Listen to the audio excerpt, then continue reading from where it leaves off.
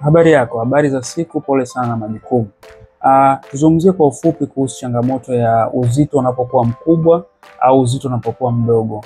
Unapokuwa na uzito mkubwa au unapokuwa na uzito mdogo ni hali ambayo inapelekea unapokuwa na uzito mkubwa, hali ambayo inapelekea mvurugiko wako wa homoni unakuwa ni mkubwa zaidi na unakuwa unaharibika homoni mwilini. Homoni zinapokuwa zinaharibika, inakuwa upevushaji wa mayai unakuwa ni mdogo, na upevushaji wa mayai unapokuwa mdogo automatic unakuwa hata upatikanaji wa mimba unakuwa ni mdogo pia.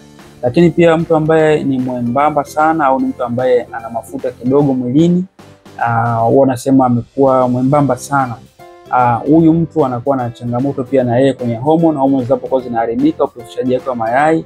Kwa mtu kama huyo anapata changamoto homoni, mzunguko hawezi kupata vizuri, na hatimaye homoni zinapokuwa zinavurugika na anashindwa pia kushika ujauzito. Asante sana kwa kutufuatilia, na kama mpendezwa na hii comment na like na share.